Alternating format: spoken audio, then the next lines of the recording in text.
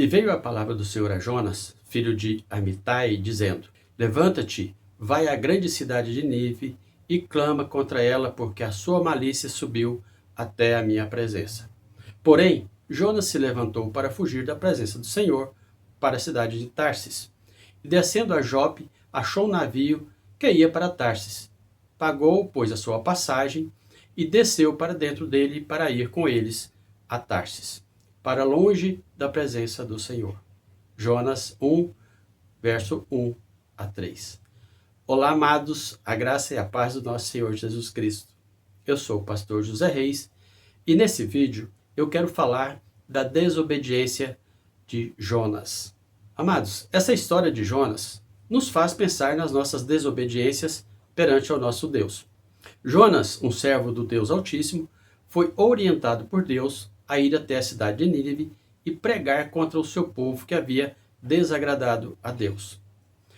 Porém, Jonas preferiu pegar o navio e ir em direção contrária à cidade de Nínive, tentando evitar um confronto com seus moradores, pois ele sabia da fama de mal daquele povo. Mas vamos trazer para a nossa época. Você se considera um Jonas? Vai pensando aí. Quantas vezes você se depara com situações em que poderia falar de Deus ou ajudar um menos favorecido e não o faz? Veja o que aconteceu. Mas o Senhor mandou ao mar um grande vento e fez-se no mar uma forte tempestade e o navio estava a ponto de quebrar-se. Jonas 1, verso 4. Baseado nesta passagem bíblica, você pensa que Deus pode fazer isso ainda hoje? Será que Deus pode colocar uma tempestade na vida da pessoa para trazer ela de volta à realidade? No livro de Jonas 1, verso 11 e 12, nos diz assim: E disseram-lhe: Que te faremos nós para que o mar se nos acalme? Porque o mar ia se tornando cada vez mais tempestuoso. E ele lhe disse: Levantai-me e lançai-me no mar, e o mar se vos aquietará, porque eu sei porque a minha causa vos veio essa grande tempestade. Jonas, amados, tinha plena consciência do dever dele e do que deveria fazer, mas estava ignorando uma ordem do Deus Altíssimo. A palavra nos diz que assim que ele foi jogado ao mar, a tempestade passa e volta à calmaria naquele navio. Porém, Jonas foi engolido por um grande peixe e se lembra de orar e suplicar a Deus. No livro de Jonas 2, 1 e 2 diz assim: E orou Jonas ao Senhor, seu Deus, das entranhas do peixe, e disse: Na minha angústia, clamei ao Senhor, e ele me respondeu. Do ventre do inferno gritei, e tu ouvistes a minha voz. Amados, por que nós esperamos as coisas ficarem talvez impossíveis de fazer, de realizar, para depois lembrar de Deus? Você se considera um Jonas? Não seria mais fácil obedecer sem reclamar? Falou, pois, o Senhor ao peixe, e este vomitou a Jonas na terra seca. Jonas 2,10. E veio a palavra do Senhor segunda vez a Jonas, dizendo: Levanta-te e vai à grande cidade de Nínive, e prega contra ela a mensagem que eu lhe digo.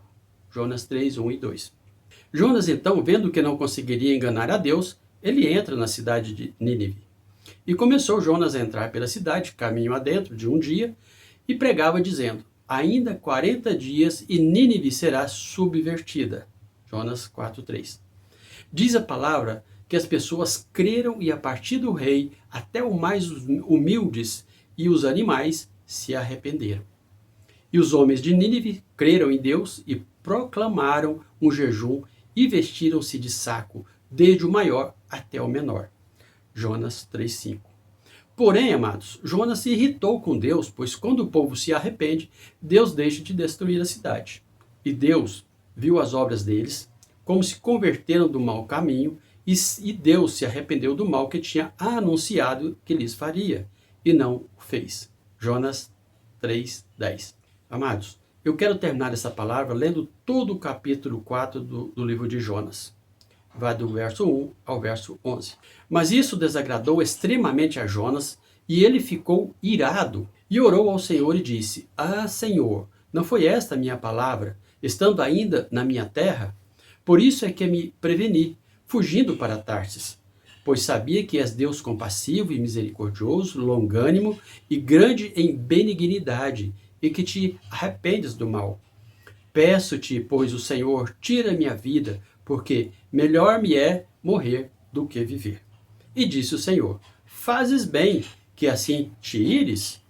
Então Jonas saiu da cidade e sentou-se ao oriente dela, e ali fez uma cabana, e sentou-se debaixo dela, à sombra, até ver o que aconteceria àquela cidade.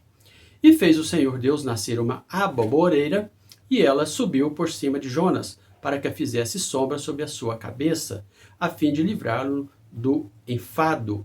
E Jonas se alegrou em extremo por causa da aboboreira. Mas Deus enviou um verme no dia seguinte, ao subir da alva, o qual feriu a aboboreira, e esta se secou.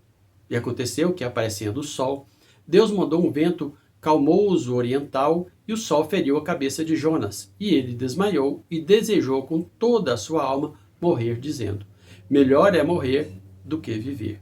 Então disse Deus a Jonas: fazes bem que assim te ires por causa da aboboreira?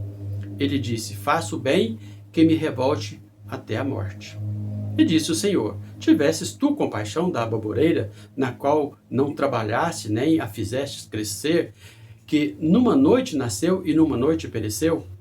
E não hei de eu ter compaixão da grande cidade de Nínive, em que estão mais de 120 mil homens, que não sabem discernir entre a sua mão direita e a sua mão esquerda, e também muitos animais? Lembre-se, amados, obedecer é melhor do que sacrificar. Jonas tentou esconder, tentou fugir de Deus, mas Deus tinha um propósito para ele. Ele tinha que cumprir. Então, amados, Deus os abençoe, vos guarde, e Deus proteja-os em nome do Senhor Jesus. Amém e amém. E até o próximo vídeo.